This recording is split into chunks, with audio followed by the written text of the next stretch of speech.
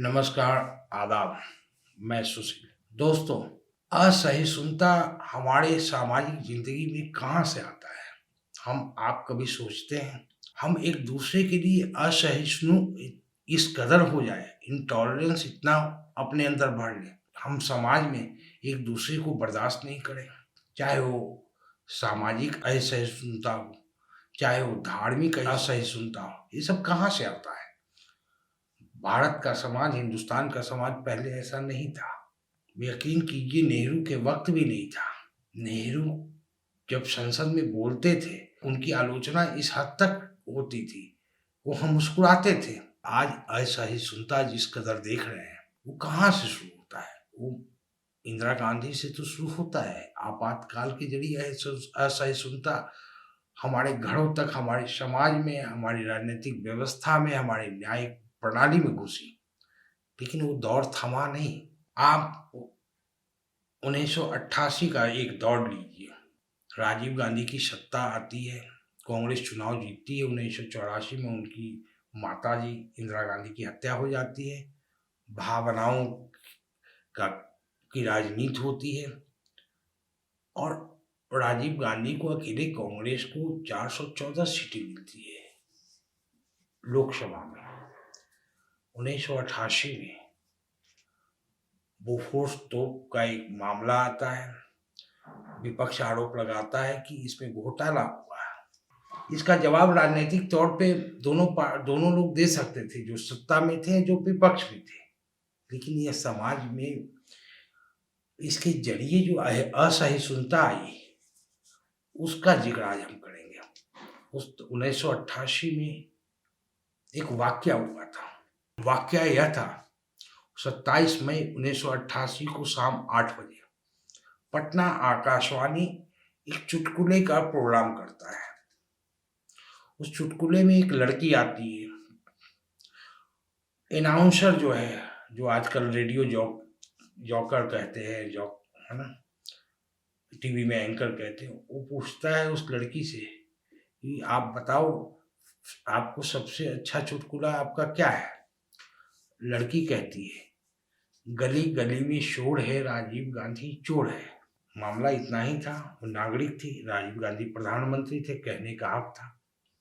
लड़की ये नहीं कह रही है कि गली गली में शोर है, हिंदुस्तान चोर है। लड़की क्या कर रही है? गली गली में शोर है, राजीव गांधी चोर है। उस सत्ता को जो नेतृत्व उस वक्त दे रहे थे प्रधानमंत्री राजीव गांधी। आलोचना करने का हक था राजीव गांधी, और राजीव गांधी की पार्टी को उसका जवाब राजनीतिक तौर पे दे सकते थे। लेकिन यह राजनीतिक नहीं रहा। फिर क्या हुआ? यह समाज के अंदर कैसे घुसता है, इसकी मिसाल आप देखिए। इस घटना को लेकर मध्य प्रदेश के सागर यूनिवर्सिटी के पत्रकारिता विभाग की प्रवेश परीक्षा एक आयोजित होती है, जिसमें सवाल रखा जाता है, ऑल इंडिया रेडियो के किस स्टेशन ने राजीव गांधी चोर है वाक्य प्रसारित किया था? पत्रकारिता की जब आप पढ़ाई करते हैं, वैसे सवाल तो आएंगे, ऐसे सवाल पूछे जाते हैं, इसमें क्या दिक्कत है? इस सवाल पत्रकारिता विभाग के हेड ऑफ डिपार्टमेंट के जो प्रोफेसर थे, प्रोफेसर प्रदीप कृष्णा त्रे को यह सवाल भारी पड़ा, क्योंकि यह सवाल उन्होंने ही छात्रों के लिए पुटअप किया था।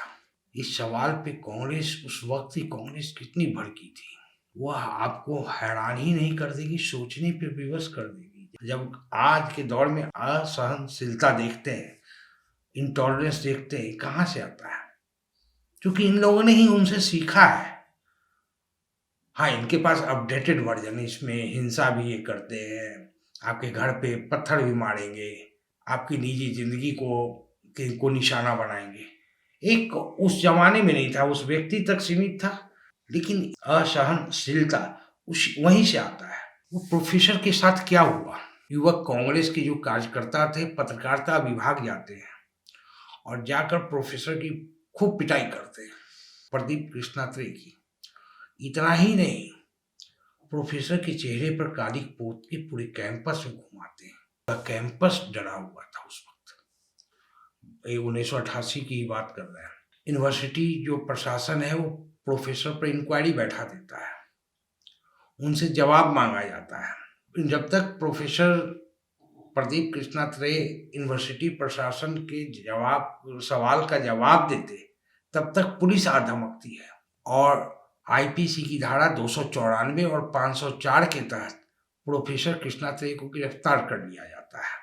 उस समय जन मोर्चा के जो महासचिव विनय दीक्षित थे वहाँ मध्य प्रदेश के, उन्होंने ये स्टेटमेंट दिया था, यह असहिष्णुता की हद है। उसके बाद कृष्णा दत्तात्रेय के गिरफ्तारी की निंदा होने लगी। युवक कांग्रेस के कार्यकर्ताओं ने जो हमले किए थे उसकी निंदा होने लगी।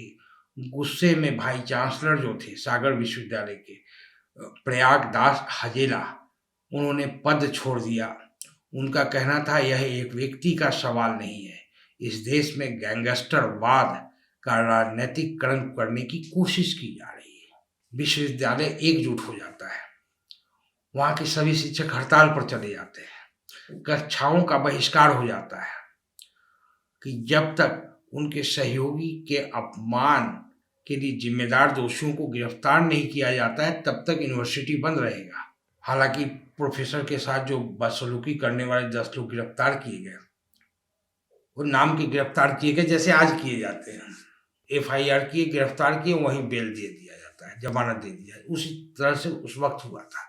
तो ये जो दौड़ आज देख रहे हैं ये कोई नया चीज नहीं है, ये उस वक्त में भी था, लेकिन आज खौफनाक हो गया, आज इसके साथ हिंसा भी जुड़ गई है, वो बताएंगे आपको। विश्वविद्यालय के साथ शिक्षक संघ के जो उस वक्त के प्रमुख थे कांति कुमार सराफ, उन्होंने कहा कि हम कृष्णात्रे के साथ खड़े हैं। 6 अगस्त को परीक्षा के दिन उपद्रव के बाद हजेला ने भी यह महसूस किया था कि यह सवाल अनुचित है। जो वाइस चांसलर थे उस पर कृष्णात्रे से इस पर जवाब देने के लिए कहा था। 8 अगस्त को प्रोफेसर कृष्णात्रे ने जवाब दिया था। उन्होंने खुद का बचाव करते हुए कहा कि मुझे इस प्रश्न के पीछे की परेशानियों का एहसास नहीं था, वरना हम यह सवाल पूछते नहीं। इसके पूछे जाने के पीछे कोई दुर्भावना भी नहीं थी। मैंने सवाल तो सिर्फ इसलिए पूछा था क्योंकि एक बड़ी घटना थी। मैं उम्मीदवारों की सतर्कता और स्मृति का परीक्षण करना चाहता था।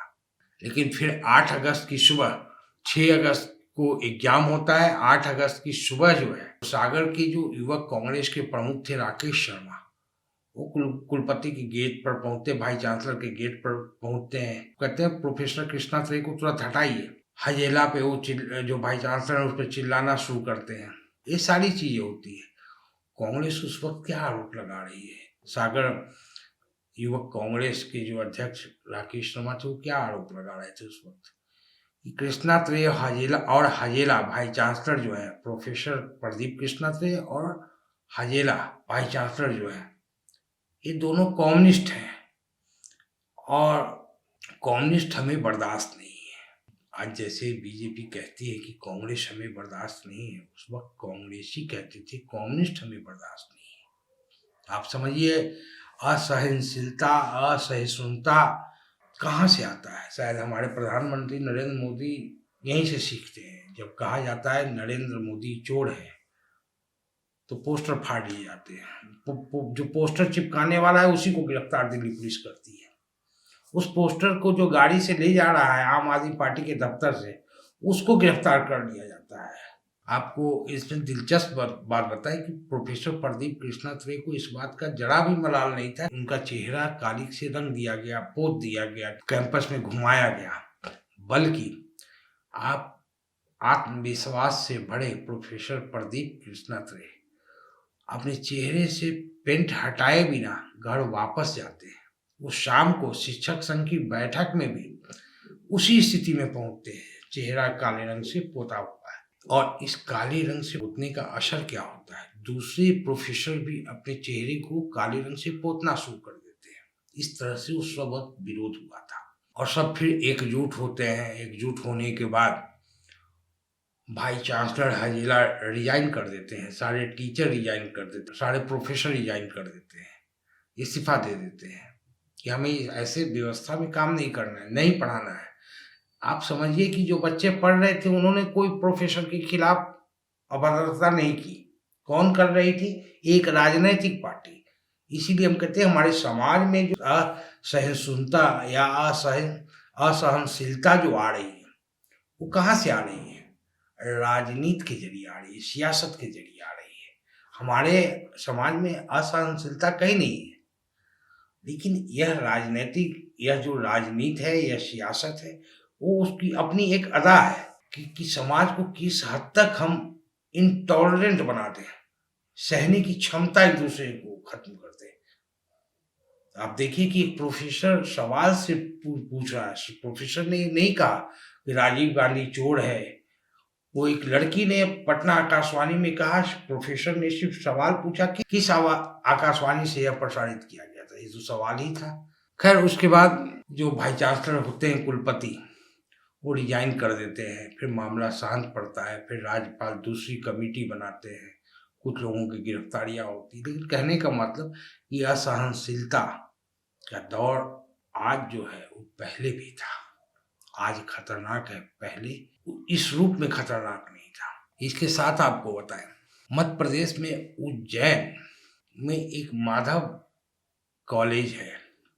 वहाँ पॉलिटिकल साइंस पढ़ाने वाले प्रोफेसर एच.एस. सबरवाल की हत्या कर दी जाती है। और कौन करता है? कुछ बच्चे करते हैं, छात्र करते हैं। उनकी छाती की 2 हड्डियां टूट जाती है। पोस्टमार्टम रिपोर्ट में आता है। वो आरएसएस से जुड़ा संगठन छात्रों का अखिल भारतीय विद्यार्थी परिषद कैंपस में उनकी पिटाई करता है। वो असहनशीलता का हिंसात्मक रूप आप बीजेपी में जरूर देख सकते हैं। मतलब असहनशीलता तो उन्होंने सीखा, लेकिन हिंसा को साथ में जोड़ देना, इसको स्थापित बीजेपी ने किया है। Professor HS. सबरवाल राजनीतिक शास्त्र के प्रोफेसर थे। 2006 में इनकी हत्या होती है। अगस्त के महीने में 2006 में इनकी हत्या कर दी जाती है। और सवाल क्या था? उन्होंने कहा कि फर्जी तरीके से अगर उनको, चूंकि कॉलेज के अंदर चुनाव कराना था छात्रों का, अखिल भारतीय विद्यार्थी परिषद ये कुछ फर्जी वोट थे। उन्होंने कहा ऐसे हम चुनाव नहीं करा सकते, हम इसको टालते हैं। भारतीय विद्यार्थी परिषद ने उनकी पिटाई की, उनकी मौत हो जाती है। हालांकि आपको मैं बताऊं कि प्रोफेसर एच.एस. सबरवाल की जब मौत हो जाती है, कोर्ट के आदेश पे उनकी डेड बॉडी पोस्टमार्टम के बाद इंदौर के एमजीएम मेडिकल कॉलेज को दे दी जाती है। और आज भी प्रोफेसर सबरवाल के दिल को मेडिकल कॉलेज के बच्चे पढ़ाई कर रहे हैं, दिल के बारे में पढ़ाई कर रहे हैं। उनका दिल आज वहाँ पे रखा हुआ है, इंदौर के एमजीएम मेडिकल कॉलेज में। बहुत बहुत शुक्रिया।